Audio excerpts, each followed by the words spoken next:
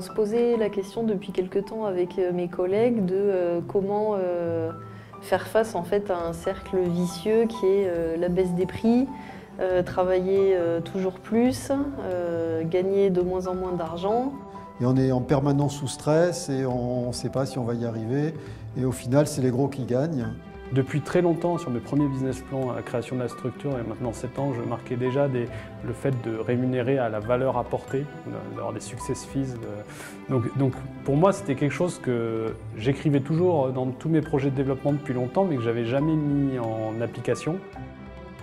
Il y a quelques mois, ces 7 dirigeants avaient chacun une envie, une intuition, une nécessité, celle de re-questionner le modèle économique de leur entreprise.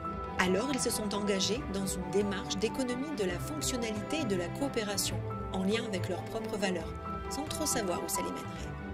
L'économie de la fonctionnalité et de la coopération est un modèle économique humaniste, durable, créateur d'emplois et de liens sociaux dans les territoires. Cette démarche transforme les métiers pour plus de sens dans le travail. Elle propose une nouvelle façon de produire pour concevoir des biens et des services en phase avec les besoins des utilisateurs. Pour humaniser et rendre concrète cette définition, voici le cheminement de ces 7 dirigeants à travers leur prise de conscience et leurs actions. Tout commence par un travail permettant de révéler les effets utiles produits par l'entreprise pour le client ou l'utilisateur.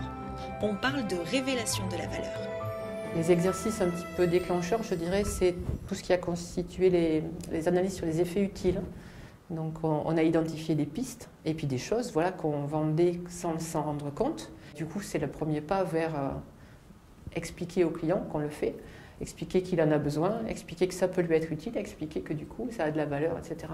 Sur la valeur, par exemple, environnementale, les gains environnementaux, la pollution évitée dans le milieu naturel ou les quantités d'eau évitées en termes de consommation ou de rejet dans le milieu naturel, on le quantifie ou le qualifie assez mal. Et ni le client n'est au courant de qu'est-ce qu'il a évité en soi comme rejet de pollution, ni les salariés d'ailleurs de chez Sapoval ne sont au courant de ces choses-là. Donc on sent que là-dessus, il y a quelque chose à creuser pour aller valoriser le travail fait de part et d'autre. Dans justement cette observation entre prescrit et réel, tu vois, ça a permis notamment à tous les collaborateurs de prendre conscience de la valeur qu'ils apportaient à la concession, au-delà de cet aspect nettoyage, le fait qu'on était aussi facilitant, cet effet waouh pour le client, tout ça, ça a émergé à la fois pour le client, mais pour les collaborateurs aussi, qui du coup étaient plus fiers quand même que de dire je nettoie juste la voiture. Avec leurs collaborateurs, clients ou partenaires, ces dirigeants ont ensuite tiré les enseignements des expériences vécues, afin de faire évoluer les pratiques de l'entreprise. On parle ici de réflexivité. Cette structure, cette démarche de structure, et notamment sur la création des espaces réflexifs ou de discussion. Et là, voilà, on ose dire, moi j'ai un problème, écoutez, comment on pourrait le régler ensemble? Et ça, c'est vraiment, ça pour moi, c'est l'essentiel, quoi. C'est vraiment important. Ouais. On sent qu'ils vont vraiment tous dans le même sens. Alors avant, ils étaient vraiment chacun dans son petit coin et alors que là, maintenant, on sent qu'il y a un intérêt en commun, c'est que le client soit content de leur prestation et puis d'entraide aussi, chose qu'il n'y avait pas avant, quoi. Avec les clients, je pense que de manière informelle, on a reconsolidé le lien parce que je pense aussi que la formation, elle nous a permis de générer cet état d'esprit, de dire c'est important de manifester de l'empathie vers nos clients. Ça génère un état de pensée qui est aussi certainement qui est différent, qu'on pourrait qualifier de plus positif, quoi. Et on a besoin en fait de cette confiance pour donner le meilleur de nous-mêmes. Et si ça n'existe pas, quelque part on se paralyse ou on s'interdit des choses et on ne fait pas notre métier à fond. C'est un prérequis d'avoir cette relation de confiance qui s'établit.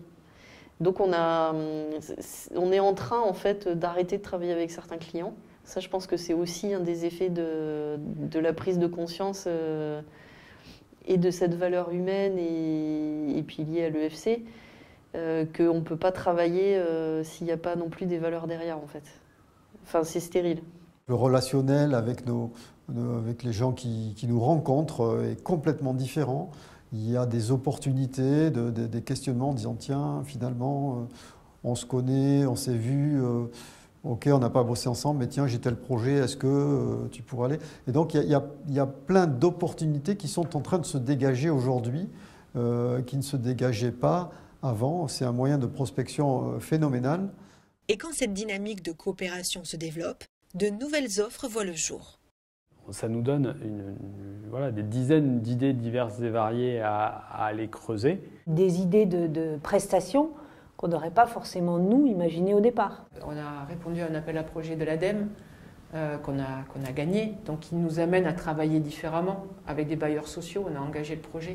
On travaille avec différentes structures complémentaires des nôtres sur des sujets liés aux travaux, aux aménagements paysagers, etc. Et on s'est dit qu'on pouvait, au lieu de subir un petit peu la vie et les marchés publics, etc., c'est nous être force de proposition.